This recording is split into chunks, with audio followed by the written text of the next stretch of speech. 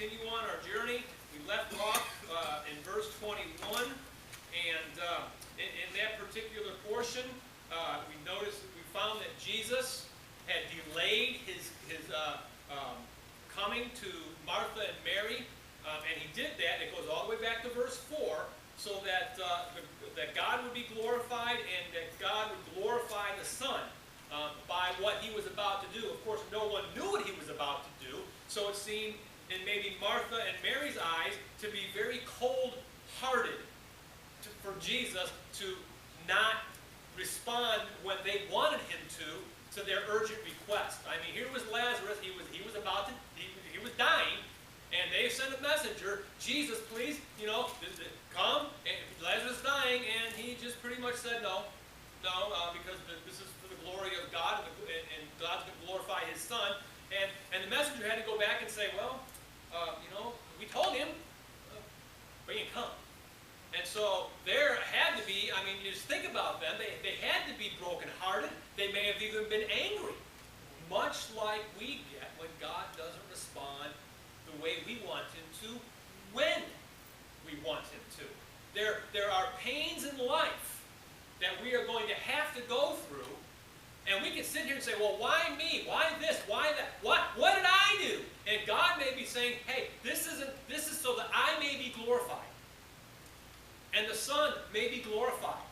So let's keep that in mind, that the life's struggles are often so that God can be glorified through us. In our weakness, He is made strong.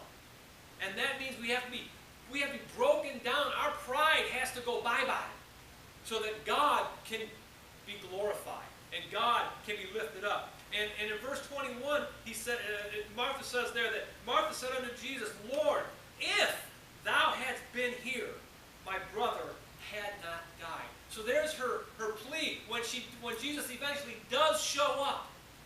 Lazarus has already been dead for a few days. And she says to him, if you had only been here. And we talked about, did Jesus' presence really need to be there? He healed a centurion's servant at just the spoken word. The centurion said, look, you don't need to come to my house. Just say the word, and he'll be healed. And so and Jesus marveled at the faith of this unbelieving Roman centurion. But the centurion had heard, and he had seen the things that Jesus was doing, and even though he couldn't completely reconcile them in his mind just yet. The undeniable fact that Jesus was very different from anybody he had ever seen, and anybody he had ever talked to, and anybody he had ever heard of. So that based on those things, he's just said, man, I know there's something different about you. And I know that all you have to do is speak, and my servant will be healed. That wasn't going through Martha's mind. Obviously, it wasn't going through Martha's mind. And sometimes that's the way it happens in our lives. We hear about things that Jesus has done. We know the miracles that Jesus has done in people's lives. And yet when it's our turn, when it's us going through the pain, we're kind of like Martha. And we forget that God is always faithful to His promises. Always. He will complete the work He has started in you and in me and in everybody. It just may not play out and look like what we want it to look like, or what we expected it to look like. But it's all for the glory of God, and so He can glorify Jesus in us. So let's pray. Father, again, we thank You for loving us. We thank You for Your goodness to us. We thank You for this great country that You have allowed us to establish over the years, over 250 years now that it's been around. And Lord, it is deteriorating. It is falling apart as it continues to go on the way of the world. Lord, it's building its houses on the sand, and those houses are collapsing. Our pride, our selfishness is manifest more and more each and every day. That shouldn't be a surprise, Lord. It is prophecy that this is what the world is shaping up to as the time of Jesus' return draws nigh. And so, God, we just pray that You help us to be strong, help us to stand firm in our faith. Father, continue to make us, mold us into the image of Jesus. In His name we pray, amen. So verse 22, Martha's continuing. continuing on with her statement, she says, but I know that even now, whatsoever thou wilt ask of God, God will give it thee. So there she is. She says, okay, I know that had you been here, my brother wouldn't have died. But I also know that if you just ask God anything, that he'll give it to you. Do you think she was still thinking about Jesus raising Lazarus from the dead at that moment? I'm thinking not. Because she does recognize that Jesus is the resurrection. And she did recognize that even though she may not have been completely understanding about what was going on, that he is actually the resurrection. And she's thinking maybe futuristically. That okay, I'll see him again. And so Jesus says to her in verse 23, Jesus saith unto her, thy brother shall rise again. And notice her response. Verse 24, Martha saith unto him, I know that he shall rise again in the resurrection at the last day. So where is she pointing to? Future. Exactly right. To the future. And so it's kind of like us. When this body dies, and it gets put in the ground, or it's burned up, or whatever happens to it, we know, because of the promise of Jesus, since he rose again, that we will one day rise again. That's what she's looking to. She had a head knowledge, and so she makes this bold profession to Jesus, based on what she had heard and what she had seen, but she still didn't quite grasp. And I don't know that she could have, and neither could we if we were in that situation, that he was talking about, okay, yes, he's going to raise him right now in her presence. Verse 25, Jesus said unto her, I am the resurrection and the life. No other person, past, present, or future, can make that claim. That is one of the separations Christianity has on all others. Only one is the resurrection and the life. That's why that road is so narrow. And not all roads lead to God. There's only one. He is the resurrection and the life. He that believeth in me, though he were dead, yet shall he live. Notice, he that believeth in me. What does it take to get to Jesus? Well, let's put it this way. What does it take to get to heaven or to get to the Father? Jesus. And what about Jesus? Following him? Believing in him. That's all it takes. That's it. He that believeth in me, though he were dead, yet shall he live. Why shall he live? Well, that question can be answered back in John chapter 1, verse 4. When he makes the statement that in him, in Jesus, was life, and the life was the light of men. So life is in Jesus. So belief in him, trust in him, generates the life that a lot of people think they're living now. Because, well, they are, aren't they? Aren't we alive? Isn't anybody in this room alive? I'm hoping we are. But, pardon? Sometimes yes, sometimes I wonder. But Jesus is going to start making a distinction here between the spirit and the body. Because he says here, though he were dead, yet does he live. Well, that's almost like we were talking about in Sunday school, that when you have two opposing views, or two opposing opinions or thoughts, or two opposing things, both can't be true. If they oppose one another, how can both be true? And we use the illustration of, okay, if Buddhism says, I'm right, and there's reincarnation, all the rest of that stuff, and Jesus says, I'm the only way, the truth, and the life, no man comes unto the Father but by me, how can both be right? They don't agree. Only one of those can be right. And so how can somebody that's dead, yet shall he live? Oh, well, of course, we're going to point to the resurrection, right? Not what Jesus is going for. He's going to demonstrate he is who he says he is. All the way back up to verse 4.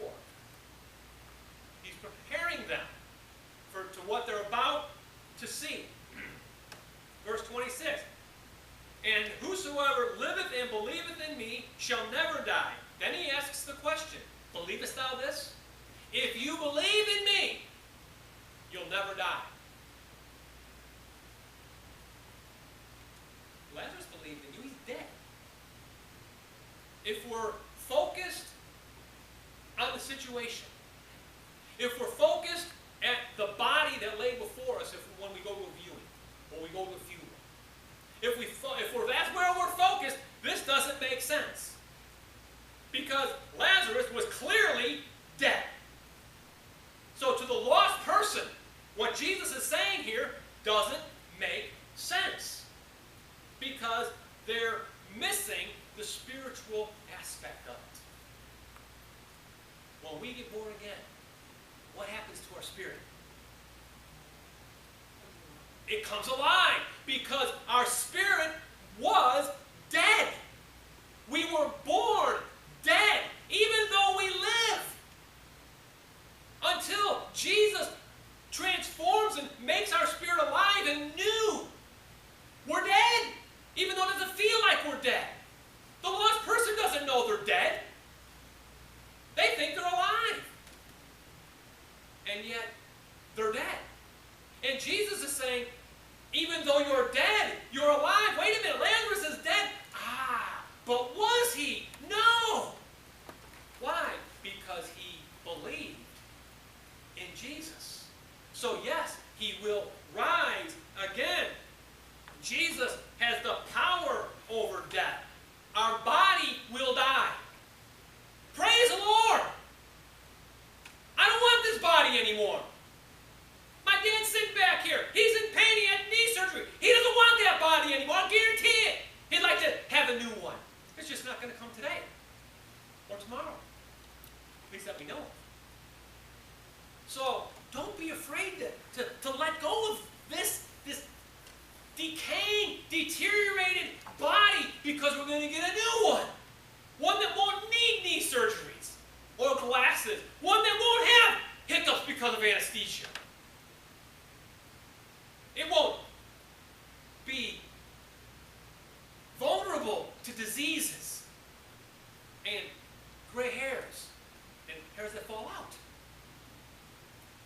And all those things that make this life just that much more difficult to live. So, you all, you nice little 16-year-olds and all that, you think, hey man, this is going to look around. This is what you're going to look like one day. Sorry, that's just the way it is. So, enjoy it while you have it, because it's slowly slipping away. Don't get so attached to it that you invest everything into it, because it's only going to disappear. And that's what Jesus gets us to focus on all the time. Strive for the things that are more meaningful. And so, Martha's response, look at verse 27. She saith unto him, Yea, Lord, I believe thou art the Christ, the Son of God, which should come in to the world. So, she is truly convinced that he is indeed the Christ.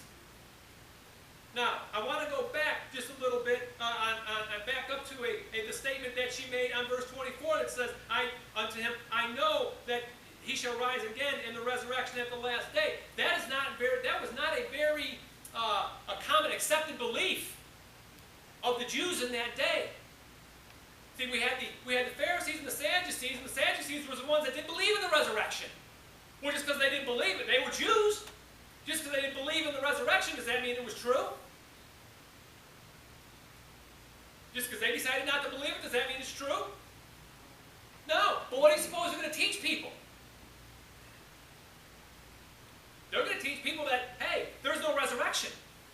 And so they're leading people the wrong way. So Martha is already going beyond and past what she might have heard before. And why would she do that? Well, where did this idea of a resurrection come from? Is it anywhere in the Old Testament? Well, if we look back at Job, there's certainly an indication. Job chapter 19.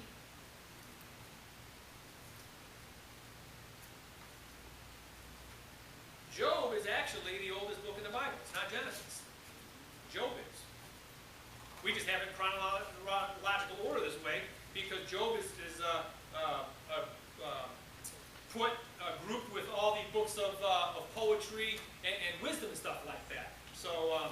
Job chapter 19, starting in verse 23, says, "Oh, that my words were now written, oh, that they were printed in a book, that they were graven with an iron and pen and lead in the rock forever. For I know that my Redeemer liveth. Job knew his Redeemer lived, and he never even seen him. But he knew that he lived, and that he shall stand at the latter day upon the earth. And though after my skin worms destroy this body, yet in my flesh I will see God." Job had an idea, hey, I'm in the resurrection, and I'm going to rise. This body goes bye-bye, but I, in my flesh, am going to see God. And so, against what Martha was being taught, perhaps from others, she was convinced that because Jesus is the Christ, the Son of God, which should come into the world, that there would be a resurrection. However, it's also a bit of a sidestep of Jesus' actual question about never dying in verse 25. See? She kind of sidestepped the issue of whether you are, or in verse 26 where he says, "Believest thou this, that I'm the resurrection and life?" Again, she didn't actually answer the question directly. She said, "I believe that you're the Christ, the Son of God, which you come into the world. But I didn't answer your question as to whether I believe you're the resurrection." There was something still in her that was causing her to perhaps not commit to that level just yet. Again, before we get too hard on her, look at her heart. It was grieving. She may have still been very disappointed that Jesus didn't come when she wanted him to come. She may have been angry that he didn't respond and come when she was. So now she may be having those areas, well, I say I believe this. I want to believe this so bad, Lord. I really do. But I'm having a problem with it. I'm struggling with it because my brother, who you say you loved, you didn't save. You didn't heal. You let him die. You didn't sense the urgency when I sent the messenger. I sent a messenger to you, and you blew him off. So he died. Maybe those were the things that in her heart was blocking her. So let's not be so hard on Martha, because if we're honest, we get the same way. When we don't see God's plan, when we get impatient, when we think we know better than he does, and when we miss the fact that what God does is always for his glory and the glory of Jesus. Now a lot of those Old Testament saints that we read about in Hebrews chapter 11 read of all these wonderful promises of God, never saw them. They just knew and they trusted in it. And we have to be the same way. And verse 28 says, "And when she had said so, she went her way and called Mary her sister secretly, saying, The Master is come and calleth for thee." Well, did he? I don't read where he did. So you kind of think about, okay, why did she say this? Well, if you remember, kind of Mary and Martha have this little thing going on between them.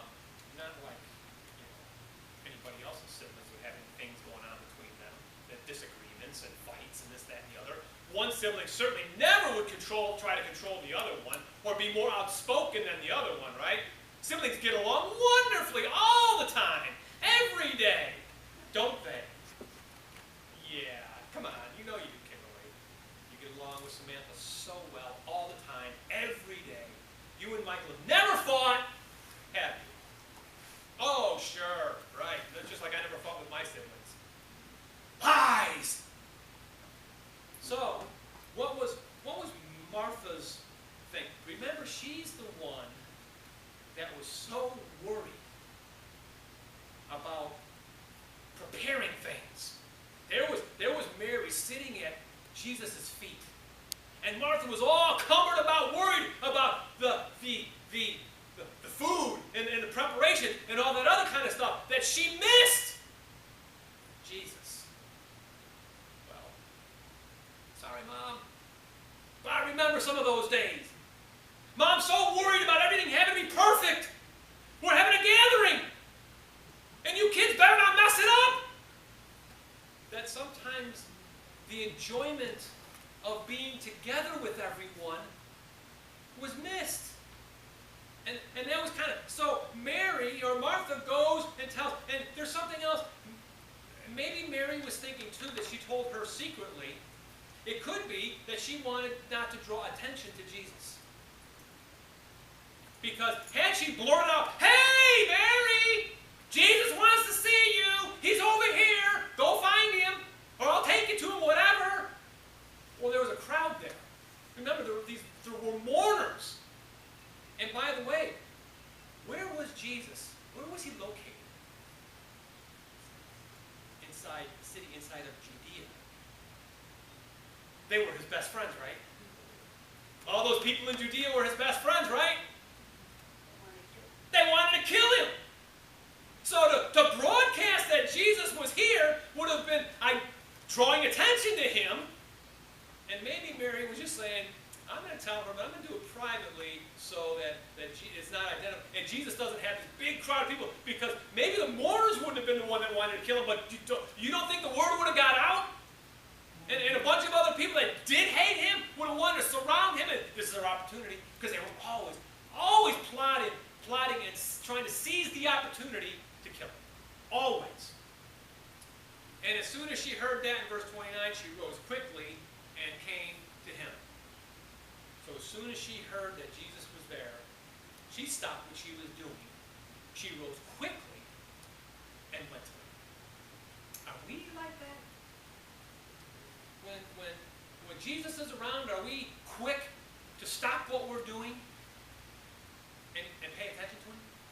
Do we go to him when there's opportunities to hear what he has to say? Kind of like gathering here on Sunday mornings. Are we quick to that? Or is it like, man, same old stuff. Just hear about the same old stuff all the time. No big deal. I can just miss. No big deal, right? Or other opportunities that we may have. Is our heart sensitive to the moving of the Holy Spirit, that we want to be around where Jesus can be found? Or is it the opposite, where it's no real big deal? Oh, by the way, I'm mad at him anyway, so I don't want to hear what he has to say at all. I couldn't really care less. Can't be both. Can only be one or the other. I'm hoping that it's the former, and that our hearts will be wanting and hungering to every kind of opportunity that we have to hear from God, that we'll do it. That's why it's so critical and important about what we listen to, what we read. We're going to read and listen to a lot of other things. We talked about this a while ago in chapter 10, when all the noise and all the chatter and all the other things that we hear going on around us, and the sheep hear his voice and follow him. But if our minds are so cluttered with hearing all the other things, do we really hear his voice? And are we quick, like Mary? Stop what we're doing. Be still in our spirit. I mean, I wouldn't recommend doing that if you're driving. And all of a sudden, you hear him, and, oh, stop, gotta listen. That could be dangerous. But in our spirit,